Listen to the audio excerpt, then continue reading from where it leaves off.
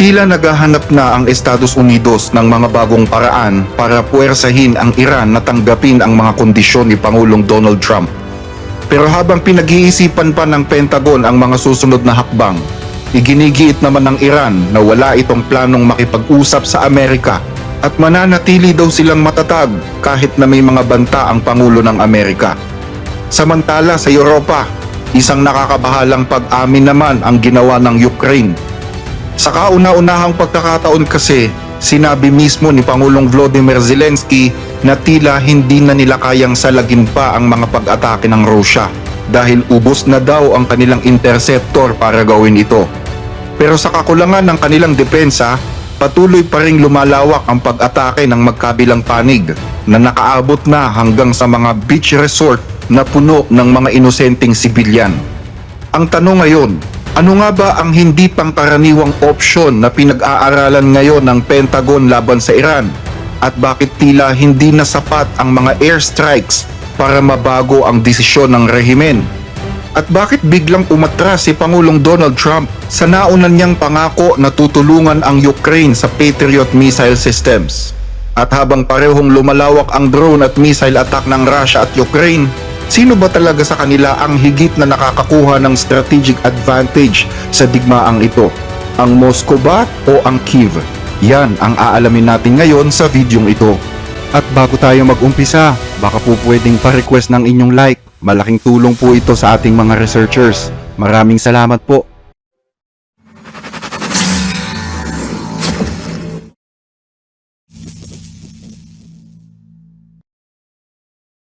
Magandang araw po sa inyong lahat mga kababayan. Sana po ay nasa mabuti kayong kalagayan. Ngayon ay August 4, 2026. May isang malaking tanong ngayon na itinatanong ng mga opisyal ng Pentagon. Ano pa ba ang hindi nasusubukan ng US laban sa Iran? Nagsimula ang tanong na ito sa isang email na ipinadala ng isang military official sa mga military analyst. Sabi niya, maghanap ng mga bago, malikhain at hindi pangkaraniwang paraan para mapuwersa at maparusahan ang Iran. Dahil sa tanong na to, marami tuloy ang nagtataka. Nauubusan na ba ng opsyon ang White House laban sa Iran?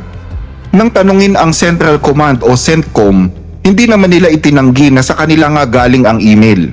Pero katwiran nila, matagal na daw kasing tradisyon ng kanilang command na mag-isip ng mga makabago at malikhaing paraan sa pagsasagawa ng mga operasyon. Idinagdag pa nila na lagi daw hinihikayat ni Admiral Brad Cooper ang mga tauhan sa lahat ng antas ng organisasyon na magbigay ng mga bagong idea para mapabuti ang kanilang mga operasyon.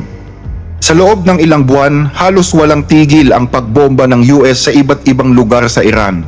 Pero hanggang ngayon, hindi pa rin nangyayari ang mga pagbabagong gustong makita ng Amerika. Sa katunayan, marami ang naniniwala na malabong mabago ng mga isinasagawang air campaign ang posisyon ng Iran sa negosasyon. Maging si General Dan Kane, chairman ng Joint Chief of Staff, ay aminado na limitado lang ang kayang gawin ng airstrikes o ng air power. Ayon sa kanya, hindi sapat ang mga pagbobomba lamang para makamit ang lahat ng layunin ng digmaan. So I think academically, as you look across the totality of history, air power's got limits, and we always have to be mindful of those. I think where America's area of exclusivity is when we bring the totality of the diplomatic, informational, economic, and pair that with the military, and there's a lot of that work. Sa ngayon, mayroong tatlong opsyon na nakahain sa mesa ni Pangulong Donald Trump pagdating sa mga military actions. Una, bombahin ng todo ang Pickaxe Mountain na siyang kinaroroonan daw ng mga uranium-enriched ng Iran. Pangalawa, bombahin ang mga facilities ng Iran gaya ng dati kahit hindi ganap na mawasak ang kanilang nuclear projects. At pangatlo, maglunsad ng isang ground invasion sa pinakamahalagang isla ng Iran, ang Karg Island. Pero ang huling option ay malabo pa sa ngayon dahil ipinangako ni Pangulong Trump noong panahon ng kampanya na hindi niya isasabak ang mga sundalong Amerikano sa isang digmaang walang katapusan. At ang paglusob sa Karg Island ay posibleng lalo pang magpahaba sa tagal ng digmaan dahil alam niya na kahit masakop ng US ang islang ito, hindi titigil ang mga Iranians hanggat hindi nila ito nababawi. Kaya ang tanong ulit ngayon, ano pa nga ba ang mga malikhain o hindi pangkaraniwang hakbang na pwedeng gawin ng CENTCOM? Sa ngayon ay wala pang malinaw na sagot sa tanong na ito, at kung meron man, bahagi na ito ng impormasyong hindi basta pwedeng pakawalan ng White House. Pero ang sabi ni Pangulong Trump, ito na ang last chance para sa Iran. Dahil kapag hindi pa rin daw sumang-ayon ang Iran sa gusto ng Amerika, posibleng gawin na ni Trump ang ayon sa kanya ay pinakamalaking military action ng Amerika sa buong kasaysayan ng mundo. We're going to hit them very hard yesterday, very, very hard, harder than any attack. I think I can say, General, from a point of knowledge, any attack since World War II. That's pretty big. And we were set to go, and they called. Pero gaya nga ng naibalita na namin sa inyo, nakiusap ang Iran, ganun din ang mga kaalyado ng US sa Middle East na wag munang itong ituloy. At sa halip, bigyang daan ang isa pang usapan na inayos mismo ng mga bansang Arabo para sa US at Iran. Tila madali namang kausap si Trump kaya napapayag ito. Pero ayon sa kanya, ito na ang last chance. I think we're going to maybe get something, but I want to give them every last chance before decapitation. Very tough to do what we have planned, still planned. We'll see what happens, but it's a very, very tough thing to do. I think I'm very proud of the fact that I'll give people a chance. This is a big move. To do an attack that big on a country, I'd rather not do it. Now, we've already through lots of large attacks, but they were normal large. Hopefully they'll come to their senses. Pero alam nyo ba na pinagtawanan lang ng Iran ang banta ni Trump sa malakas na pag-atake? Ayon sa Iran, binawi daw ni Trump ang kanyang pagmamatapang at tinawag pang isang nakakahiyang pag-atras ang kanyang ginawa. Hindi din daw kailanman hiniling ng Iran na tumigil ang Amerika sa kanilang mga strikes dahil handa naman daw sila kahit ano pang uri ng paglala ng tensyon ang mangyari. At kahit ilang beses daw nahingi ni Trump na buksan ang Hormuz, mananatili pa rin daw itong sarado sa lahat ng mga hindi susunod sa mga patakaran ng Iran. At ang matindi pa rito, pinabulaanan din ng Iran ang sinabi ni Trump na may negosasyong nagaganap. Sabi ng Iran, wala at wala din daw silang anumang plano na makipag-usap pa sa Amerika. Sa halip, ang meron daw ngayon ay usapan lang sa pagitan ng Oman at Iran tungkol sa kanilang mga interes bilang mga bansa na nasa magkabilang gilid ng Strait of Hormuz. Hindi daw ito para pag-usapan ang hinihiling ni Trump sa Iran. مذاکرات ما در مورد چه موضوعی است با چه طرفی. ما الان مذاکره‌ای با آمریکا نداریم. مذاکرات با عمان هست، متمرکز بر تفاهم بر سر مسیری که تردد ایمن کشتیرانی از تنگه هرمز رو تأمین بکنه. And speaking of Strait of Hormuz, isa na namang cargo vessel ang inatake habang naglalayag sa gitna ng nasabing dagat. We're following some breaking news out of the Middle East as another ship has been attacked in the Strait of Hormuz. This comes just days after President Trump called off, halted a major strike, major escalation on Iran. Sa ngayon, hindi pa alam kung kaninong missile o rocket ang tumama dito. At habang iniimbestigahan pa, pinapayuhan ang lahat ng mga barko na dumaan lang sa mga ruta na hindi sila malalagay sa panganib. Wala pang impormasyon kung ito ba ay nasabi na kay Pangulong Trump o hindi pa. Pero kapag nalaman ni Trump na isa na namang barko ang pinasabog sa Strait of Hormuz, posibleng mag-init na naman ang kanyang ulo. Lalo't nasa panahon na ang Iran ng last chance na ibinigay ng Pangulo. Sa ibang balita, nito lamang linggo, August 2, isang masakit na katotohanan ang inamin ni Ukrainian President Volodymyr Zelensky sa publiko matapos ang isa na namang gabi ng pambobomba ng Russia sa Ukraine. Noong gabi kasi na nagpakawala ang Russia ng 35 missiles and 185 drones, ayon kay Pangulong Zelensky, sa dami daw ng pinakawalan ni Putin, iisang missile lang daw ang kanilang nasalag sa ere. Nagpapahiwatig ito na tila hindi na kaya ng Ukraine na salagin ang mga pag-atake ng Russia. Napakasimple lang daw nito, sabi ni Zelensky, pero napakasakit na marinig. Ang dahilan, wala na daw kasi silang interceptor missile para harangin ang mga pag-atake ng Russia. Sa kanyang post sa social media, ipinagtapat ni Zelensky kung ano ang nangyari ng gabing yon. Simula pa kagabi, tuloy-tuloy na ang response effort sa Kyiv at mga kalapit na lugar pagkatapos ang ginawang pag-atake ng Russia. Maraming sunog ang sumiklab sa iba't ibang bahagi ng lungsod. 7 distrito ang naapektuhan at gaya ng dati, mga ordinaryong residential buildings ang tinamaan ng mga pag-atake ng Russia. 18 residential buildings, isang paaralan, ang Lithuanian Embassy at iba pang infrastructure facilities ang napinsala. Sa ngayon, 9 na tao ang kumpirmadong patay sa pag-ataking ito. Nakikiramay ako sa kanilang mga pamilya at mga mahal sa buhay. Dose-dose ng iba pa ang nasugatan at patuloy silang binibigyan ng tulong ng mga medical teams. Magdamag, nagpakawala ang Russia ng 35 missile laban sa Ukraine. Kabilang na ang 27 ballistic missiles at ang 185 attack drones na iba't ibang uri. Ang pangunahin nilang target ay ang Kyiv, pero tinamaan din nila ang mga region ng Dnipro, Sumy, Kharkiv at Poltava. Isa lang sa ballistic missile ang na-intercept dahil wala ng interceptor para sa Patriot Air Defense System. At ang kakulangan ng mga ballistic missile interceptor ang lalo pang nagbibigay ng lakas ng loob sa Russia na gumawa ng mga ganitong pag-atake na kumikitil ng maraming buhay. Napakahalaga na maintindihan ng ating mga kaalyado na ang mga capabilities na ito ay hindi dapat nananatili lang sa mga bodega para sa mga hypothetical scenarios. Kailangan ng mga ito dito, ngayon, para mapigilan at matigil na ang digmaan ng Russia laban sa Ukraine.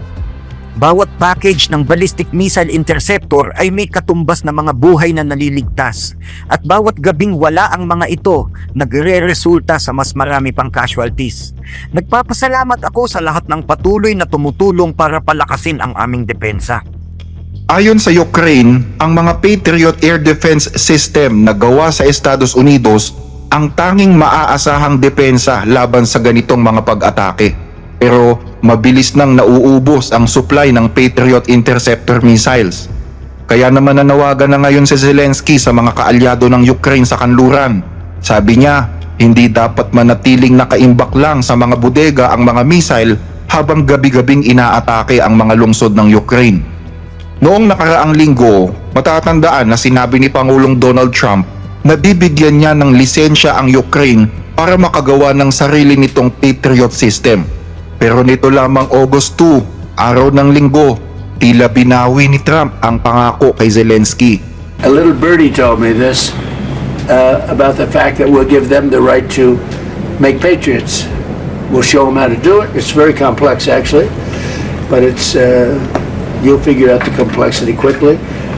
And we're talking about that, and the company that makes them, which is building now 4 plants. You know, all of our companies will be able to do this in 2 to 3 months. If you order a Patriot, now you have to wait a long time for them. Same thing with Tomahawks. We have a lot of certain equipment, but with they call it the elite equipment, and you don't need elite equipment necessarily for a war. But so one of the things we're going to be talking about is we're going to give a license to you to make Patriots. That's pretty cool, right? Mr. President, on Ukraine, you said the other day that you're not sure about whether to grant Ukraine the Patriot missile license that had been discussed. Do you want to see more from Zelensky before you take that action? Well, it's a big step. Look, we have the greatest weapons in the world. We have the greatest drones in the world. People don't know that. We have the greatest weaponry in the world. We have, in the case of President Zelensky, he'd like to have some Patriots. He'd like to have some Tomahawks. These weapons are incredible. We have to be very careful about letting somebody build them. You know, it's very important now. We are building many plants now to make those, and the Tomahawk missile is the most incredible thing. It can go into a doorway. You can put it through a window of a house. Nobody's ever seen anything like it. You have to be very judicious, but you have to be very careful. Now, we have not agreed to that. We're talking about it. But it's a hard thing to give away that kind of technology. Dahil sa sinabi ni Trump, Muling bumangon ang mga tanong kung makakatanggap pa nga kaya ang Ukraine ng mga kritikal na suportang matagal na nitong hinihingi. At kung may darating pa bang missile interceptor bago maganap ang susunod na pag-atake ni Putin? Pinag-iinitan kasi ngayon ni Putin ang mga gasolinahan sa Ukraine. Ayon sa report ng BBC, nasa humigit kumulang 200 gas stations na sa buong bansa ng Ukraine ang nawawasak ng Russia simula pa noong buwan ng Hunyo. Kaya tuloy, maliban sa pagpapagas, mahalagang maging alerto din ang mga motorista sa paparating na mga drones at alamin kung may kalapit na bomb shelter sa lugar. Madalas, 2 magkasunod na drone attack ang ginagawa ni Putin sa isang gasolinahan. Pero hindi lamang mga gas stations ang target ng Russia. Target din maging ang mga fuel trucks at gas storage containers. Gusto kasing iparamdam ng Russia sa Ukraine ang hirap na pinagdaanan nila noong nakaraang buwan, kung saan sunod-sunod na pinasabog ng Ukraine ang mga oil facilities ng Russia na naging dahilan ng shortage nito sa langis at paghinto rin ng kanilang oil export. Sinubukan pa ng Ukraine na magtayo ng mga protective structures para protektahan ang mga bayan na malapit sa Kyiv, pero wala rin itong nagawa. Pero kahit kapos sa air defense, sinubukan pa rin ng Ukraine na makaganti. Kahapon, pinakawalan ng Ukraine ang pinakamalawak na long-range drone campaign nila. Sa pool ang isang strategic air base na kinaroroonan ng mga nuclear-capable bombers ng Russia. Tinamaan din ang isang malaking oil refinery, isang drone launch site, isang oil depot at maging ang warehouse ng pinakamalaking online retailer sa Russia. Kabilang sa mga nawasak ang Engels Air Base sa Saratov region, isa sa mga pinakamahalagang sentro ng strategic aviation ng Russia. Dito nakabase ang mga Tu-95MS at Tu-160 long-range bombers, mga eroplanong paulit-ulit na ginagamit ng Moscow sa paglulunsad ng missile attacks. Tinamaan din ang Saratov Oil Refinery, isa sa pinakamalaking oil refinery sa Povolzhe region ng Russia. Damay din ang isang mahalagang oil depot sa Kaluga region, ang drone storage at launch site sa Bryansk region, at ganun din ang Wild Berries na siyang pinakamalaking online retailer sa Russia na ayon sa Ukraine ay patuloy na sumusuporta sa defense industry ng Russian Army.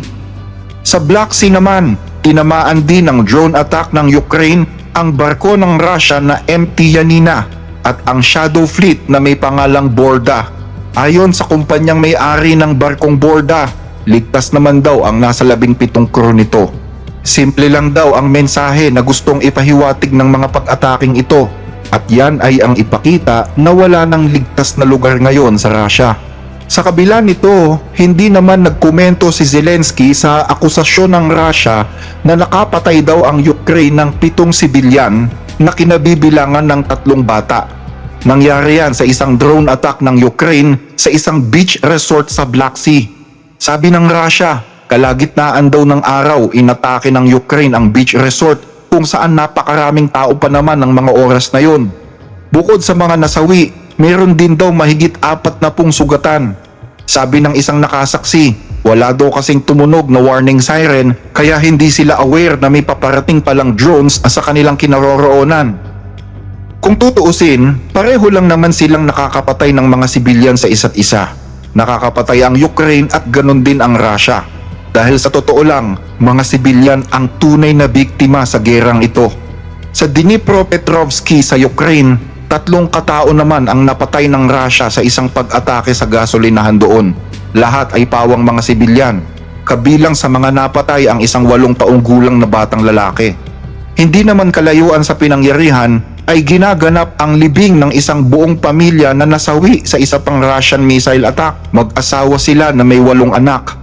Lahat sila ay sinawing palad. Nailibing na kahapon ang mag-asawa at ang kanilang 3 anak.